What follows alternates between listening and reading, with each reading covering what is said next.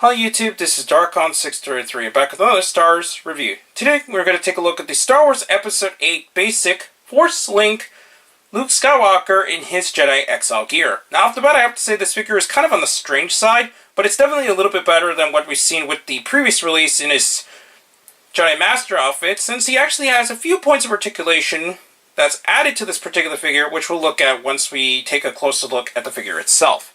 Before anything else, we're going to take a look at the figure's card here. Obviously, since it is a part of the Force Link line, it does have that symbol there. We have a picture of Mark Hamill / Luke Skywalker in his Jedi Exile gear there. And on the back, it's pretty much the standard stuff we've seen up to this point. Now we're going to look at the figure more closely. Articulation-wise, the head is on the standard ball joint, with the hood actually not hindering it a whole lot, since he does have a lot of free room and it's made of a softer plastic.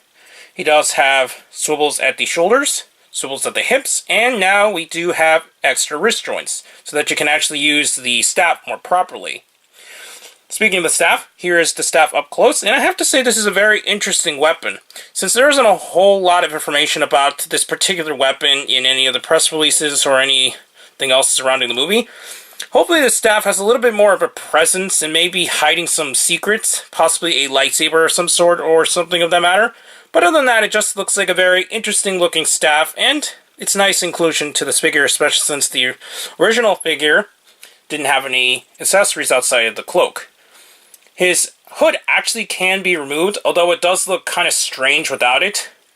Although it could replicate more closely to the actual card art, he is missing the hood that actually would fold down. Obviously you can't do that with this figure since it is just the standard hood that's a separate piece, but it would have been better if they actually found a way that may actually had a separate piece that can be considered alternate accessory to replicate that. But other than that, it's probably best to just keep the hood on.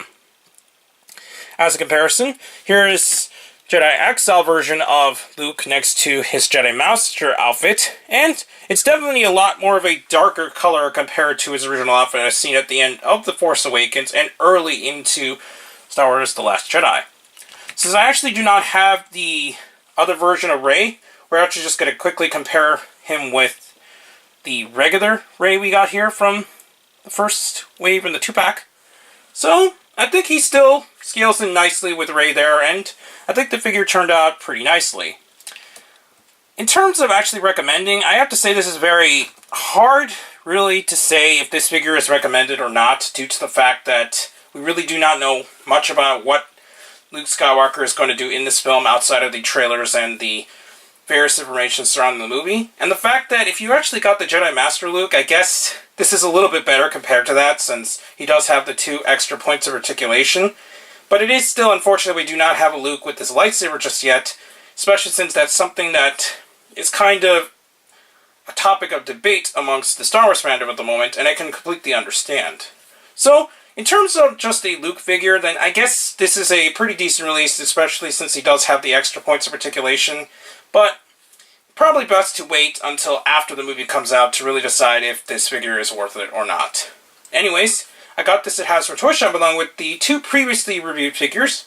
And your best bet is to probably just check Hasbro Toy Shop or maybe on the various stores within the next couple months, since hopefully this particular wave can actually reach there at one point.